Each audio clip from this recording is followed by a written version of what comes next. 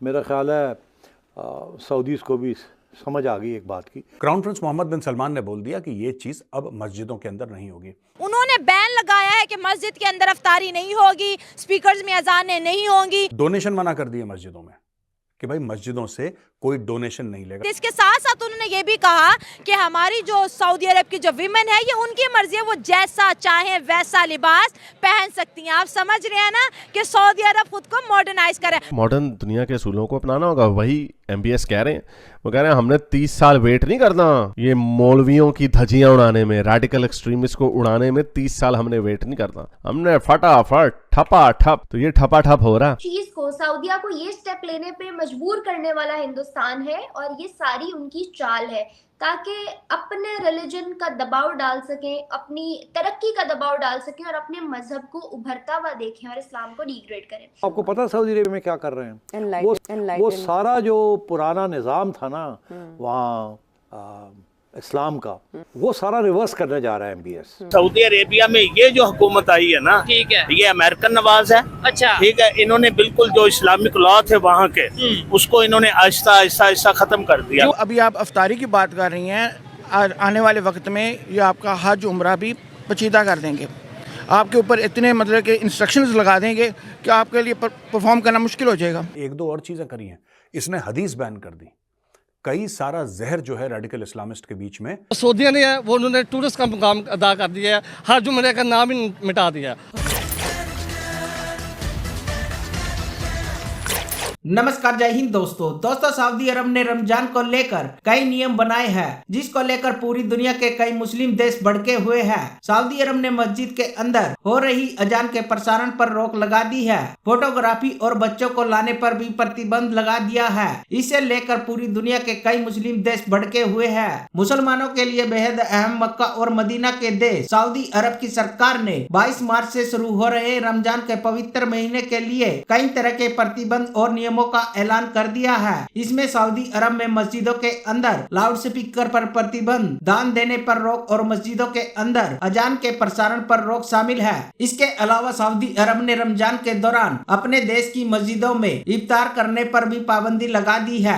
इस पाबंदी को क्राउन प्रिंस मोहम्मद बिन सलमान अल सऊद के आदेश के बाद लागू किया गया है, जिसे लेकर पाकिस्तान में पूरी तरह से बवाल मच गया है। तो चलिए दोस्तों, इसी पर आगे पाकिस्तानी मीडिया का रिएक्शन देखते हैं। भाई इंडिया का मॉडल कॉपी किया जा रहा है। उन्होंने इधर मंदिर भी बना दिया ना सऊदिया ने, तो क्या करे, इतने ज्यादा हिंदू हैं, आजादी दे रहे हैं मजहबी। वो अब मुस्लिम पाकिस्तान में क्या हो रहा है, मुसलमान बैठे हैं, हर कोई बैठा है अपने आप में।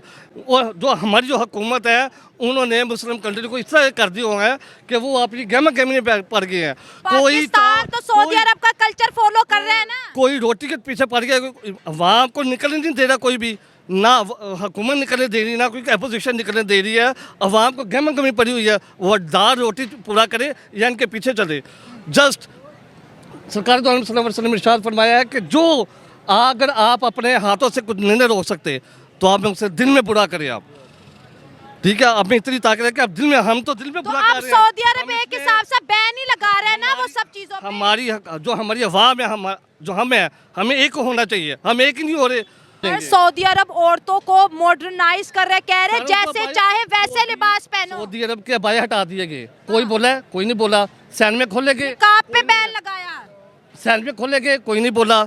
ड्राइविंग लाइसेंस दिए, कुछ है, उन्होंने कह दी औरत करेगी, सारा कुछ करेगी, औरत हुक्मरानी नहीं करेगी। और जिस घर में जब औरत आ जाएगी ना, तो वो घर बिखर जाता है। सर हमने देखा है जो मुल्कों ने औरत को तरक्की करने की मौके दिए हैं, वो मुल्क आगे बढ़ा है। हम कहते हैं कि औरत के हकूक है, मर्द के बराबर हकूक है, इस्लामिक कंट्री ने दिया हुआ है। लेकिन ये नहीं कि हुक्मरानी दे रहे उनके हाथ में, सब कुछ ही दे दे, ड्राइविंग लाइसेंस दे दिए, सब कुछ दे दिए, लेकिन क्या है, सब खामोश बैठ गए हैं। तो पंजाब की भी तो हुक्मरान औरत ही आई है। ये तो मीडिया को चाहिए ना, मीडिया उठाए हर चीज़।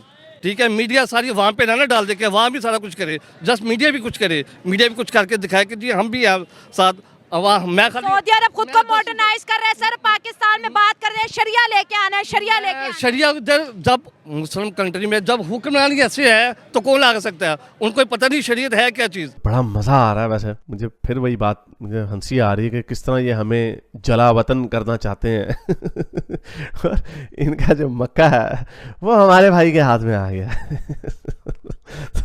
और कोई नहीं, आई थिंक दिस ये रहेगा ऊपर मोमना तुम लोगों के ऊपर, उसका जो होल्ड आ गया है पावर के ऊपर। और ये हमने देखा है कि जब डिक्टेटरशिप्स जो होती हैं, जैसे पुतिन को भी देख लें, शुरू के उनके 4-5 साल थोड़े ज़रा डिफिकल्ट होते हैं। हिटलर को भी डर था शुरू के 4-5 सालों में, उसने फिर सारी जो अपोजिशन को स्टाइफल किया। स्टालिन की भी उसने द ग्रेट पर्ज किया 1937 में, और उससे पहले भी। वो शुरू के 4-5 साल डिफिकल्ट होते हैं, फिर जब उनका होल्ड आ जाता है पूरे इंस्टीट्यूट्स के ऊपर और अपने सारे इदारों के ऊपर, तो फिर वो नहीं जाता। तो ये तो अभी 38 साल का भाई, वो तो 30 साल हो 30 सालों में इतनी धज्जियां उड़नी हैं, इतनी धज्जियां उड़नी हैं मौलवियों की, रैडिकलों की। तो ये इनसे पहले ना मैं मक्का जा सकूंगा, वहाँ पे जाके सिर्फ पिकनिक शिकनिक मना के तस्वीरें खिंचवा के आ जाएंगे। ये जो कीकेचू वगैरह, ये जाप वगैरह, और ये जो डिली डुली हुसैन वगैरह, जितने मोमिनीन हीरो बनते हैं ऑनलाइन, कनाडा में, अमेरिका में, इंग्लैंड में छुप के बैठे हैं, वहीं पे रहेंगे। मक्का अपने घर नहीं जा सकेंगे क्योंकि वहाँ पे आ गया हमारा भाई बंधु। तो एनीवे,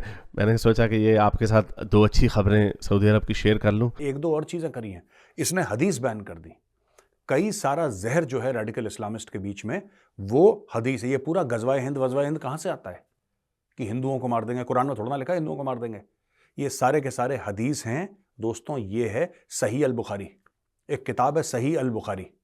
आप सही अल बुखारी पढ़िए, मेरे पास तो पढ़ी है सही अल बुखारी। और सही अल बुखारी के अंदर ये लिखा है कि यहूदियों को मारो, इसको। ये पूरे जो मारकाट की चीज़ें हैं, इसमें से ज़्यादातर, मैं ये नहीं कह रहा कि कुरान के अंदर वायलेंट वर्सेस नहीं है, मैं ये स्टेटमेंट नहीं दे रहा हूँ, कुरान के अंदर भी वायलेंट वर्सेस हैं। लेकिन ये जो बाकी जो इसमें ऊपर से वो धनिया और मिर्च और जिसको कहते हैं ना अदरक वदरक जो गार्निशिंग करते हैं, ये सब सही अल बुखारी वाली चीज़ है। उसने क्या हुआ कि उसने सही अल बुखारी बैन कर दी।